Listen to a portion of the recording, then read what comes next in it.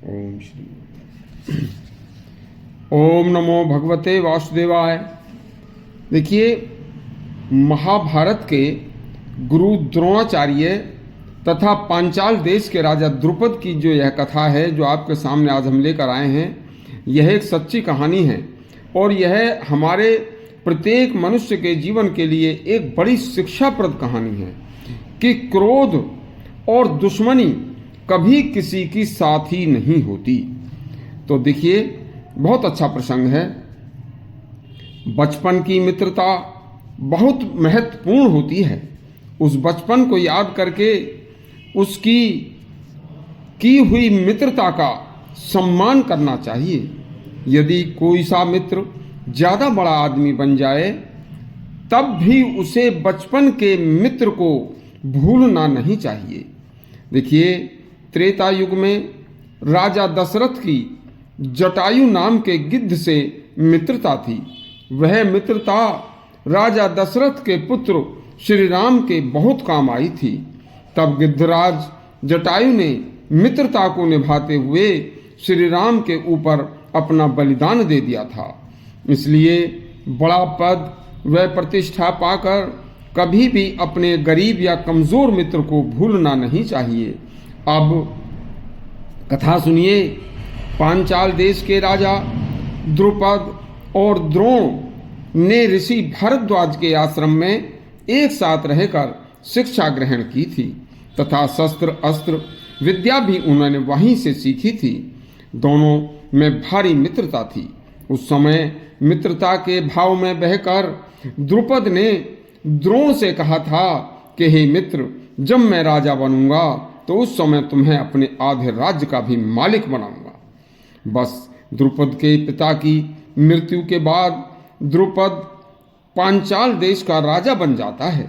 उधर द्रोणाचार्य विद्या में विशेष निपुणता हासिल करने के लिए भगवान परशुराम के आश्रम में पहुंच जाते हैं और भगवान परशुराम से द्रोण ने धनुर्विद्या में व समस्त शस्त्र अस्त्रों के संचालन की विद्या में ऐसी निपुणता हासिल की कि उस समय कोई भी उनके समान धनुर्धर तथा शस्त्र अस्त्र विद्या का विद्वान नहीं था। उसी समय कृपाचार्य ने अपनी बहन कृपी की शादी आचार्य द्रोण से कर दी थी। शादी के बाद आचार्य द्रोण के एक पुत्र पैदा हुआ। उसका नाम था अस्तुत्थामा। अस्तुत्थामा बच्चा था तथा वह दूध को लेकर जिद करने लगा। अब आचार्य द्रोण निर्धनता के कारण एक गाय भी नहीं ले सकते थे। एक दिन अपने मित्र द्रुपद के यहाँ पर द्रोणाचार्य यह सोचकर पांचाल देश गए कि मेरा मित्र द्रुपद राजा है और वह मेरी निर्धनता तो दूर कर ही देगा। बचपन में तो वह आधा राज्य तक देने की कहता था। आचार्य द्रोण ने द्रुपद के यहाँ जाकर अपनी मित्रता की बात दोहराई, लेकिन राज्य के घमंड में चूर द्रुपद ने आचार्य द्रोण से कहा कि कहाँ तुम एक गरीब ब्राह्मण और कहाँ मैं पांचाल देश का राजा। मित्रता तो द्रोण बराबर के लोगों में होती है। बस इतनी बात सुनकर आचार्य द्रोण अपना अपमान सहकर वहां से चल दिए और अपने अपमान का बदला लेने का निश्चय कर लिया और वे हस्तिनापुर आकर रहने लगे और हस्तिनापुर राज्य में भीष्म पिता विदुर आदि के समक्ष अपनी अस्त्र शस्त्र की कुशलता का प्रदर्शन करके उन्होंने भीष्म जैसे योद्धा के मन को भी मोह लिया और कौरव तथा पांडवों दोनों को अपनी विद्वता से उनके गुरु बन गए। इसके बाद कौरव तथा पांडवों दोनों को शस्त्र विद्या में पारंगत करने के बाद द्रोण ने पांचाल देश पर चढ़ाई कर दी तथा राजा द्रुपद को घसीटकर अपने यहाँ बुलवाया। फिर उसे पराजित करने के बाद भी उसे क्षमा करके उसका राज्य उसको वापस दे दिया कि ब्राह्मण कभी किसी का कुछ छीनते नहीं हैं।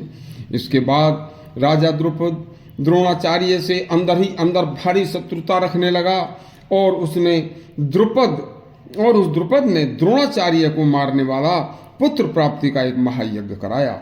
उस यज्ञ की समाप्ति पर यज्ञ की अग्नि से द्रोणाचार्य को मारने वाला धृष्टुम्न नाम का पुत्र तथा द्रौपदी नाम की एक पुत्री पैदा हुई।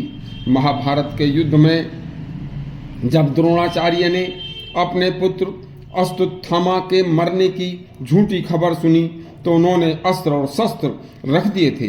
तभी धृष्टद्युम्न ने उस दुश्मनी को ध्यान में रहते हुए द्रोणाचार्य का निर्दयता पूर्वक निहत्थे द्रोणाचार्य का सिर काट दिया था। फिर इस प्रतिशोध का बदला लेने के लिए अश्वत्थामा ने महाभारत के युद्ध में निहत्थे पिता को मारने वाले धृष्टद्युम्न को सोते समय मार डाला था। इस तरह से क्रोध करने के कारण राजा द्रुपद तथा द्रोणाचार्य दोनों का बुरा अंत हुआ।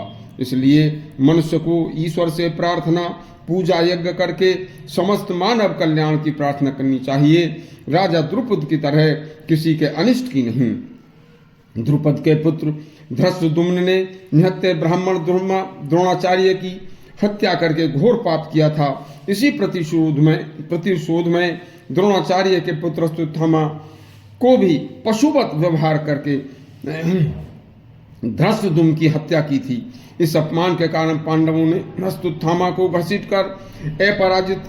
पराजित करके अपमानित करके उसके माथे से मणि निकाल ली थी। इसलिए ईश्वर से कभी भी किसी के अहित की कामना नहीं करनी चाहिए। सबके हित की कामना करने पर ही अपना हित होता है। क्रोध समस्त पापों की जड़ है। क्रोध ही हमेशा टालने का प्रयत्न करना चाहिए, तभी कल्याण होगा। यदि आपको यह हमारा प्रसंग अच्छा लगा हो तो हमारे चैनल को सब्सक्राइब और घंटी को अवश्य दबाएं। धन्यवाद।